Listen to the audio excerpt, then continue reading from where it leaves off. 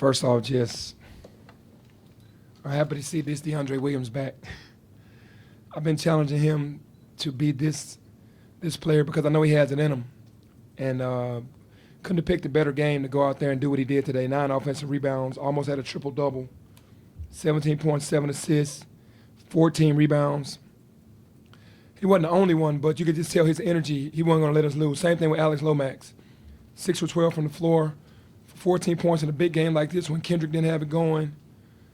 And, Malcolm Dandridge coming off the bench, doing what he did, Chandler doing what he did, and just collectively as a group just locking in on the game plan and doing a terrific job. Penny, back here. Did you feel that you could take advantage of them inside and score in the paint like you did tonight?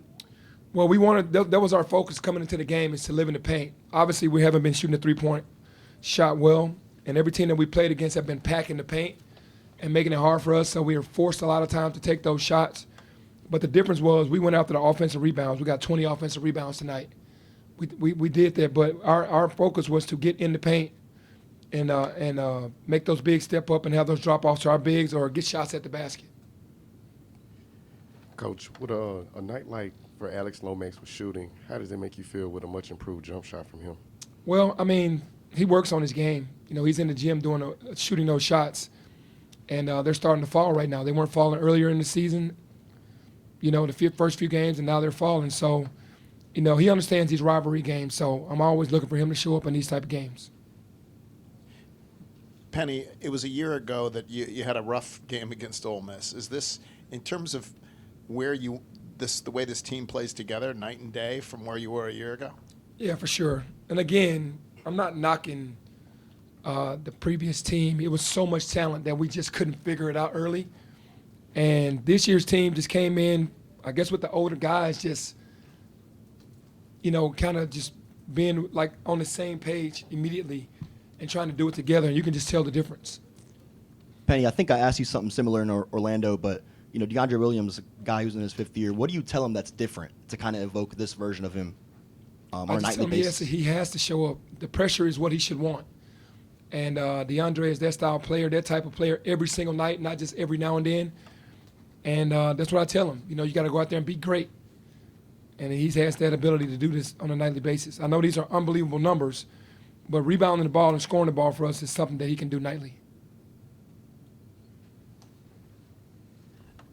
Hey, Penny, just from a visual point of view, it looked like your offense just flowed so much better. It didn't look sporadic. It just looked like it flowed. Is it getting closer to where you want it to be? I can honestly say it still isn't there, but guys are making timely plays. When it gets there, you'll know. It'll be way more movement, way more ball movement, way more body movement. And I'm just appreciating the guys making it work for now. And like I said, making timely shots and getting into the paint and making timely plays, winning plays. But it still isn't there yet. Penny, the defensive effort on Morrell, was that just a matter of flashing a bunch of different guys at him to switch in? Or Man, Matt still did a great job. He was 4 for 9. It was Alo's job, but it was the entire team's supposed to help Alo on that. And the catch and shoots that he caught were unbelievable with his athleticism, and he just made them. You can just tell that's what he works on all the time. And he's a tough cover because of his athleticism, but it was a total team effort. But Alex had the job of making them work. Penny, 2 questions for you. In the first half there, when Alo hits he spun one way, then spun back, and then gets the floating layup, the place is going nuts. I'm curious for you as someone who's been around him for a long time, were you able to take a moment to soak it in, or is it? Absolutely. I enjoyed that moment because when he's confident and when he's playing like that, he's very hard to stop. He really is. He doesn't look to score like that often, but in this game, with the rhythm that he had, it didn't matter who was in front of him. He was ready to play. I don't think it was like your spin move at the elbow that was But really it was an famous. unbelievable spin move because he lost the guy. Yeah. And made the shot on top of that. And then secondly, just those seniors, Alo, DeAndre, Kendrick, Malcolm, Chandler. Do you sense this team kind of has a feel for the urgency of the moment already, kind of, so to speak? Like they know they can't waste opportunities? Yeah, for sure. Last year was the first time that anyone in our group outside of Chandler had made the NCAA tournament. And, with the rest of the guys coming now, it's like, hey, it's a sense of urgency for us to take every moment, as if it was our last. Because last year we lost 4 games in a row. We kind of had to go through winning 13 out of 15 and scrambling to get into the NCAA tournament and playing the number 1 overall seed 3 time zones Northwest. You know what I mean? So we don't want that anymore. And I think these seniors, they don't want that either. Penny, Kermit was in here praising your team, excuse me, for winning the 50-50 balls. You guys were all over the place. This is your 5th team. Is this the scrappiest, I'll use that term, scrappiest team that you have coached, the way they get on the ground and win those 50-50s? I can say that, yes.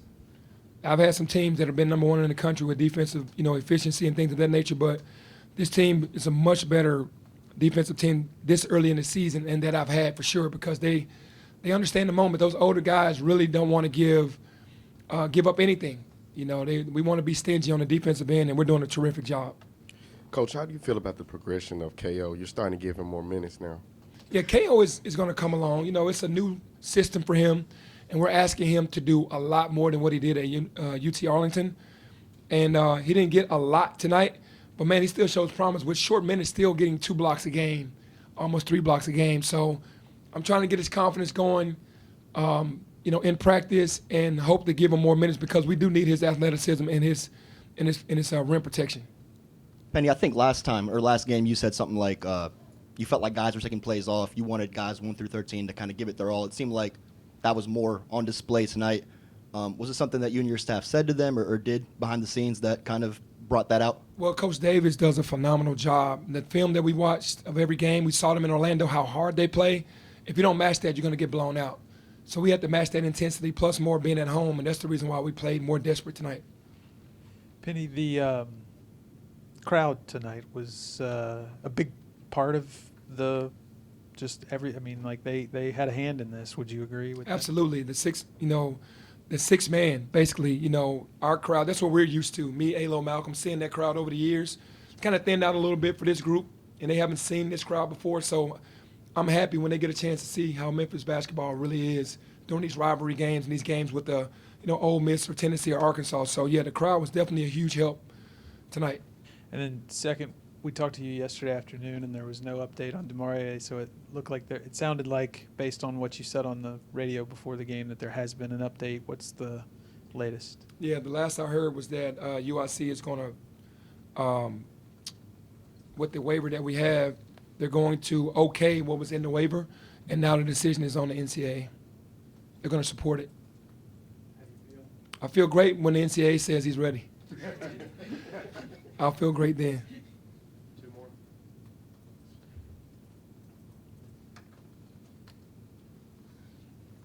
Penny, what do you take from this? Because I know even though the opponent you got coming up Tuesday is not as well thought as this, but what do you take from this for the rest of the season?